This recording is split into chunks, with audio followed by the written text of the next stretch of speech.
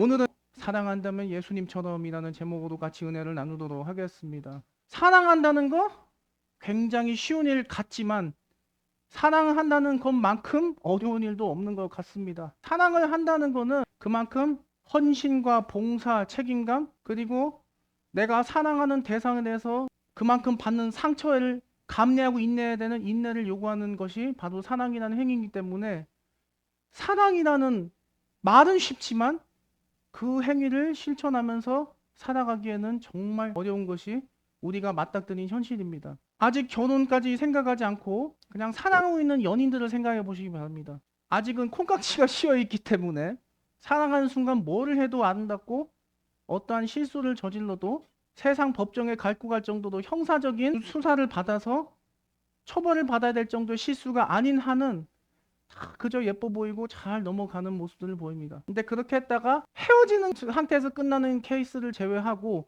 결혼까지 이어지는 케이스를 보면 너무나 행복하게 결혼식을 치르고 나서 현실 생활을 같이 살아보면 그 콩깍지가 다 벗겨지면서 현실에 눈을 뜨게 됩니다. 연애할 때는 안 보이던 단점들이 왜 그리 눈에 많이 보이기 시작을 하는지 모르겠어요. 연애할 때는 전혀 못 보던 모습을 보이게 됩니다. 정말 깔끔하게 잘 살 것 같더니 집에 들어오자마자 옷을 그냥 아무데나 여기저기 집어 벗어 던지고 빨래도 제대로 안 하고 방 안은 왜 그렇게 어지러놨는지 먼지가 눈에 보일 정도로 굴러다니고 왜 그럴까?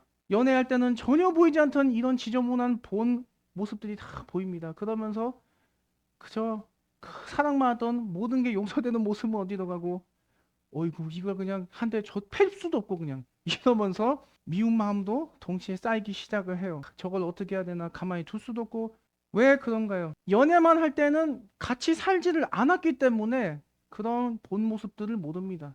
동거를 했다고 하더라도 그냥 말 그대로 아직 혼인신고도 한 것도 아니고 정식으로 결혼 예식을 치른 것도 아니기 때문에 그냥 모든 게 용서가 되고 예뻐 보여요. 그런데 이제 정식으로 부부가 되면 보이지 않던 단점들이 보이면서 이건 아닌데 하면서 부부싸움을 하기도 합니다. 이제 그러다가 또 서로 화해하고 그러면서 티격태격하면서 살죠. 근데 요즘은 과거와 달리 그런 모습도 그렇게 쉽게 보이지 않는 것 같습니다. 예전에는 아이를 생각해서라도 많이 참고 살았지만 지금은 믿는 자들의 세계에서조차 자녀가 있어도 그 자녀 때문에 참는 모습이 별로 없어요. 자녀가 있어도 이혼을 하고 헤어지고 양육권 때문에 싸우고 이런 모습들을 안타깝지만 많이 보는 것도 현실이라는 것이지요. 아이가 태어납니다. 아이를 잘 키우고 있어요. 갓난아기일 때는 아무것도 모르니까 그냥 기저귀에 똥 싸고 오줌 싸도 치워도 그게 손에 혹은 묻어도 더럽지가 않습니다. 지저분하지 않습니다. 왜? 나는 그 아기를 사랑하기 때문에 그게 지저분하거나 더럽지가 않아요. 그런데 이제 아이가 큽니다. 2살 넘고 3살, 4살, 5살 넘어가면 그냥 소위 요즘 하는 말로 장꾸가 돼서 장난꾸러기가 돼서 말을 안 들어요. 투정 부리고 떼쓰고 뭐 난리도 아니에요. 지금 4살이 된 저희 조카가 있습니다. 매일 저녁 오는데요. 과거와 달리 지금은 삼촌한테도 잘 안 와요. 뭐 남자니까 그럴 수도 있겠습니다만. 만화 프로그램 중에 타요란 프로그램이 있어요. 제 조카가 그 타요란 프로그램을 굉장히 좋아합니다. 그래서 그 타요란 프로그램을 보면서 이것까지만 보고 밥 먹어요? 그럼 네 해요. 그랬다가 이제 다 돼서 끌려니까 아이 한 편만 더 이러면서 말을 안 들어요. 그랬다가 한 편 더 넣었습니다. 그래 이 한 편만 더 보면 이제 밥 먹어야 돼 알았죠? 그러면 대답은 잘해요. 네. 근데 한 편 또 보면은 한 편만 더 그럼 안 돼 하고 이제 결국 꺼요. 그러면 대성통곡하고 잔인해지고 난리가 나요. 그러다가 겨우겨우 달래서 이제 식탁으로 데리고 가서 밥을 먹으면 또 나 밥 다 먹었어 타요 볼래 그럼 안 돼 한 숟가락만 더 한 숟가락만 더 해서 어떻게 달래고 나서 이렇게 해요. 그 갓난아기 때는 똥 오줌 쌌는데 치우다가 손에 묻어도 아무렇지도 않고 귀여웠던 아기가 그렇게 미워 보일 수가 없겠죠. 그럼에도 불구하고 또 달래면서 이렇게 키워가는 모습을 봅니다. 제가 미국에서 살 때 마지막으로 살던 하숙집이 한인 하숙집이었는데 그 집이 이제 개를 키웠어요. 2마리를 키웠습니다. 하나는 이제 비글이라 그래서 사냥견의 일종이었는데 이제 그 마당에서 키웠거든요. 마당에서 키웠고 하나는 이제 요키쇼 테리어라 그래서 소위 요끼라고 부르죠. 요만한 작은 개였습니다. 귀여운 개였는데 안에서 키웠어요. 얼마나 예뻐했는지 그냥 가족이에요. 이렇게 너무 예뻐하셨는데 안고 자기까지 하고 그랬어요. 근데 어느 날인가 제가 묵었던 그 방의 옆이 바로 화장실이었어요. 화장실 가려 했더니 느낌이 이상해서 바닥을 딱 봤더니 이게 웬일 그 개가 똥을 2개를 싸놓은 거예요. 밟을 뻔했다가 싹 운동신경 없는 제가 하나님의 은혜로 순발력으로 확 피했습니다. 이거 뭐야? 그래서 황당했는데 더 놀란 건요. 그 하얀 패드가 있습니다. 똥오줌 거기 잘 쌌거든요. 근데 그날은 거기다 똥을 싸는 거예요. 딱 피해서 제가 그 견주는 아니니까 전 안 치웠어요. 학교 가서 수업 듣고 왔더니만 주인 아저씨가 어떻게 뭐 치우셨는데 한 번 또 이런 일이 있었어요. 그 부엌에 카펫이 있습니다. 식탁이 그 위에 있고 거기다 또 오줌 쌌다고 해서 그 비싼 카펫을 버린 거예요. 그걸 보면서 이런 생각이 들었어요. 아니 저렇게 똥오줌 싸는 거 저걸 왜 키우나 이해를 못 하겠는 거예요. 참고로 말씀드리면 저는 저희 어머님을 사랑합니다만 사실 그대로 팩트로 말씀드리면 저희 어머니는 애완동물을 정말 싫어하셨어요. 이렇게 길거리 다니다가 애완동물 이렇게 만져요. 그럼 만질 때마다 손을 어떻게든 씻어야 됐어요. 10번 만지면 10번 다 손을 씻어야 됐어요. 안 그러면 난리가 났습니다. 그리고 한 번 이런 일이 있었어요. 제가 이제 초등학교 4학년 때입니다. 그때가 한 93년도 뭐 이런 무렵이었어요. 그때 이제 옆에 이제 봉천동 살 때였거든요. 지하에 낙성대에서 명문교회를 할 때입니다. 그 친구가 고양이를 준 거예요. 키우라고. 그때 태어나 처음으로 그 고양이가 예뻐 보이기도 했고, 그래서 이제 고양이를 받아서 집으로 왔어요. 엄마 나 키울게요. 그랬다가 어머니 표정이 안 좋았지만 그냥 마지못해 그렇게 어머님이 허락하셨는데 초등학교 갔다 오고 났더니 어머니가 난리가 난 거예요. 그 고양이가 여기저기 똥오줌을 다 싸놓은 거예요. 심지어 싱크 있는 데까지. 원래 고양이는요, 모래를 갖다 놓으면 반드시 거기에서만 똥오줌을 싸고 본인이 스스로 모래에 이렇게 손을 해서 개처럼 그런 짓을 안 하는데 여기저기 온 바닥에다 똥오줌 다 싼 거예요. 그 엄마가 화가 나서 야! 당장 고양이 데려다 주고 와! 그래서 저희 어머니하고 상자에 넣어서 고양이를 다시 주고 왔던 적이 있었거든요. 제가 그때 알았어요. 애완동물 키우는 게 참 나하고는 안 맞는다. 근데 제 동생이 여동생인데 여동생인 제 동생 애완동물을 그렇게 좋아하지를 않았거든요. 그러니까 그런 거 보면 애완동물이 참 안 맞는가 하는 걸 알았어요. 그러다 보니까 애완동물을 안고 자는 것도 참 이해하기 힘든데 더 이해 안 되는 거는 그 개를 안고 직접 입을 대고 혀로 입맞춤을 하는 거예요. 아니 저게 가능할까? 죄송한데 저한테 몇십억 줘도 저는 그거 절대 못하는 일인데 근데 저는 그런 일을 못하지만 애완동물을 키우는 그 주인들이 그렇게 하는 행위 자체는 이해가 가요. 얼마나 사랑을 하면 저렇게 할 수가 있을까라고 하는 것이죠. 오늘의 본문은 분명히 이렇게 말합니다. 뭐라고 얘기하죠? 사랑하는 자들아 우리가 서로 사랑하자. 사랑은 하나님께 속한 것이니 사랑하는 자마다 하나님으로부터 나서 하나님을 알고라고 얘기를 이렇게 하고 있어요. 하나님이 우리를 아셨다라고 하는 것이죠. 우리가 하나님을 먼저 안 게 아니라. 운동선수들은 그 하는 운동에 대해서 열정을 갖고 그 운동을 사랑하기 때문에 그 운동을 열심히 해요. 축구 선수는 축구를 사랑하기 때문에 축구에 온 열정을 쏟고 축구나 운동을 열심히 합니다. 피아니스트 같은 경우는 피아노라는 악기를 너무나 사랑하고 피아노와 관련된 음악을 사랑하기 때문에 열심히 피아노 연습을 하고 온 열정을 쏟아서 연주회를 하고 또 반주를 하고 하죠. 그래서 요한복음 3장 16절 이렇게 얘기해요. 하나님이 세상을 이처럼 사랑하사 독생자를 주셨으니 이는 그를 믿는 자마다 멸망하지 않고 영생을 얻게 하려 하십니다. 우리가 진정으로 사랑해야 될 대상이 누구인가? 우리 자신이 아니라 세상이 아니라 바로 하나님이다라는 것이죠. 바로 예수 그리스도가 우리가 진정으로 사랑해야 될 대상이라고 하는 겁니다. 근데 저도 양심에 찔릴 때가 많아요. 과연 나는 항상 하루도 한시도 잊지 않고 하나님을 사랑했는가? 우리의 영원한 대사자 되신 예수님을 그렇게까지 끝까지 사랑했는가? 찔릴 때가 한두 번이 아니에요. 내가 이러한 일을 하는데 하나님이 예수님이 저 천국에서 나를 지켜보고 계신데라는 생각을 하다가도 잊어버릴 때 많고 어떨 때는 그것조차 다 잊어버리고 그냥 평소 하던 대로 그냥 습관적으로 살아갈 때 정말 많습니다. 양심에 찔린 때가 한두 번이 아닌데 뭐 예수를 안 믿는 세상 사람들 혹은 예수 안 믿는 다른 종교를 믿는 사람들 뭐 불교 신자들 뭐 이슬람교도들 이런 사람들이 뭐 말할 것도 없는 거고 제가 할 말이 없어요.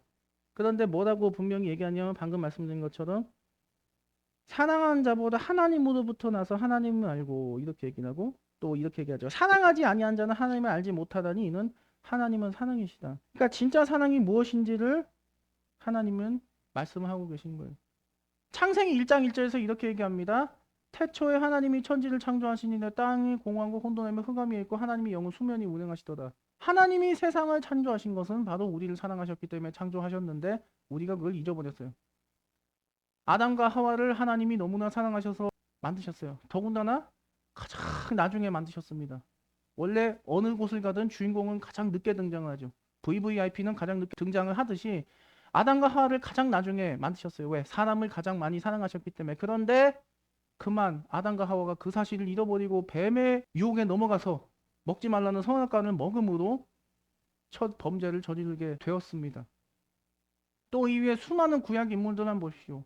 모세도 그랬고요. 아브라함도 그랬고요. 뭐 이삭, 야곱. 이후에 다윗도 그랬고요. 죄를 한 번도 안 지은 인물들이 없습니다. 하나같이 다 죄를 지었어요. 그럼에도 불구하고 하나님께서는 끝까지 그들을 사랑하셨다라는 겁니다. 심지어 솔로몬도 외국과 정략 결혼을 해서 온갖 우상을 다 이스라엘에 끌어들여 와서 본인도 하나님을 떠났지만 그럼에도 끝까지 솔로몬을 사랑하신 하나님의 모습을 우리는 봅니다. 예수님을 왜 이 땅에 보내주셨느냐? 바로 우리를 사랑하셨기 때문에 보내주셨어요. 그리고 한 가지 더 있습니다. 예수님처럼 내 이웃을 사랑하라 하는 거예요. 예수님이 말씀하셨습니다.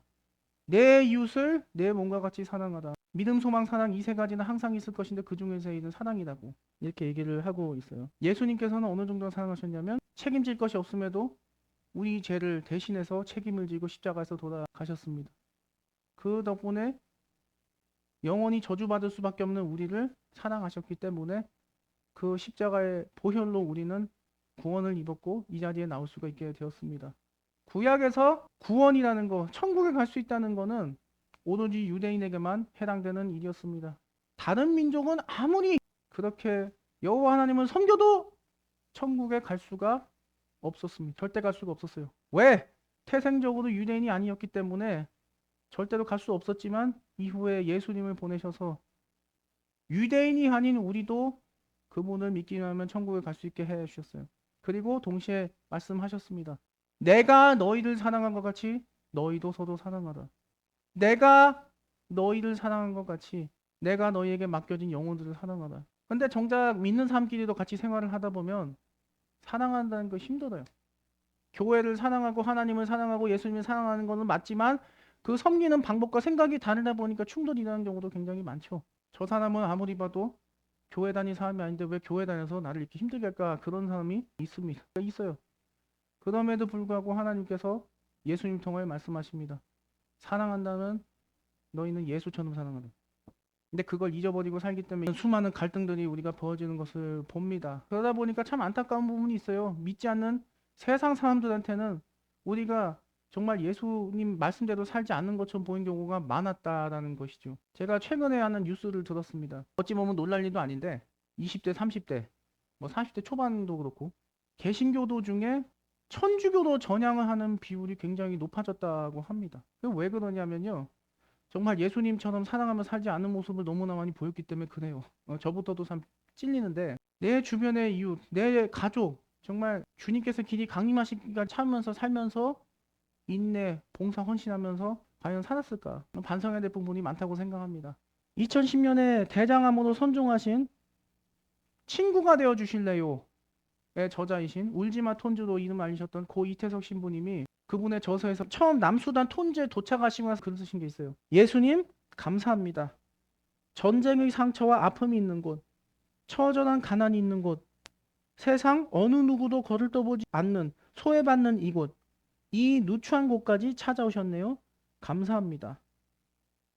미사 중에 감사의 기도가 저절로 흘러넘쳤다. 참 할 말이 없더라고요. 이 글을 읽으면서. 나는 과연 어떻게 살았을까? 천주교 신부냐, 천주교의 수녀냐, 개신교의 목사냐, 개신교의 권사, 장로, 집사냐를 떠나서 이분의 글이 참 많은 생각을 하게 해요. 나는 과연 이분에 비해서 얼마나 예수님을 사랑하고 살았을까? 오늘 주님은 말씀하십니다. 사랑한다면 예수님처럼 사랑을 하자. 이 땅에 왔던 선교사들, 이 땅에 지었던 학교, 병원 조건 없이 다 주고 은퇴하시고 다 고국으로 돌아가셨어요. 이 나라에 있는 선교사들이 세웠던 학교, 연세대학교, 세브란스 병원, 그 다음에 이화여자대학교 이런 것들 한번 보세요. 선교사들을 다 세웠는데 그분들이 소유권 갖고 미국으로 돌아가지 않았습니다. 캐나다, 호주도 돌아가지 않았습니다. 소유권 다 우리나라에 넘겨주고 갔거든요. 말 그대로 정말 예수님처럼 조건 없이 사랑을 하신 모습을 우리가 봤습니다. 진짜 예수님이 어떻게 사는지를 그분들도 다 보여주고 가셨어요. 이 고 이태석 요한 신부님 뿐만이 아니고 그 수많은 아펜젤러나 언더우드 같은 선교사님들 뿐만이 아니라 오늘을 살아가는 우리들 모두도 마찬가지라는 것입니다. 세상은요, 무언가를 사랑하면 그 사랑에 대한 대가를 반드시 요구하게 되어 있습니다. 내가 당신을, 너를 이렇게 사랑했으니, 이만큼 열정을 쏟았으니, 너도 나에게 대가를 줘야 된다라고 하는 것이죠. 심지어 세상의 부부 사이에서조차도 대가를 보이지 않게 요구하게 됩니다. 제가 아는 어느 분이 이러더라고요. 결혼한 지 얼마 안 돼서 선물을 제대로 한 것 같지 않았대요. 그래가지고 큰맘 먹고 뭐 이름 될만 알만한 막 되게 비싼 그런 명품백을 이제 부인한테 사다 줬대요. 저는 그럴 자신이 없는데 그랬더니 아니 뭐 이런 건 사주냐 하면서 너무 고마워하더라 그러더니 그날 반찬이 바뀌었대요. 반찬이 바뀌어서 이거 웬일이지 반찬이 바뀌었는데 이랬다고 하더라고요. 그만큼 세상은 무언가를 사랑하면 그에 대한 대가를 요구하지만 예수님은 어떠한 대가도 요구하지 않으셨다라고 하는 사실이죠. 우리는 과연 그렇게 예수님처럼 사랑할 준비가 되어 있는가? 그렇게 준비되기를 바랍니다. 우리를 먼저 사랑하신 하나님, 그리고 그 아들 예수님을 우리 이 땅에 보내주셨습니다. 그리고 우리를 먼저 예수님이 사랑하셨어요. 너무나 안타까워하시면서. 심지어 그 달린 강도가 예수님, 주님 나라 들어가실 때 나로 잊지 말아주세요. 그랬더니 내가 오늘 나와 함께 천국에 있을 것이다. 그 강도조차도 불쌍히 옆에 여기셨어요. 과연 우리는 얼마나 긍휼히 여기고 사랑하는 마음을 가지고 있을까요? 말은 쉽지만 참 어려운 것이 바로 사랑입니다. 단순히 연인 간의 사랑, 부부 간의 사랑, 가족 간의 사랑을 넘어서 이 세상을 사는 그 예수님의 모습을 우리는 보고 있습니다. 정말 말 그대로 우리가 기억하고 있는 성화 속의 예수님의 모습뿐만이 아니고 그 사랑을 실천하며 살 수 있으면 좋겠습니다.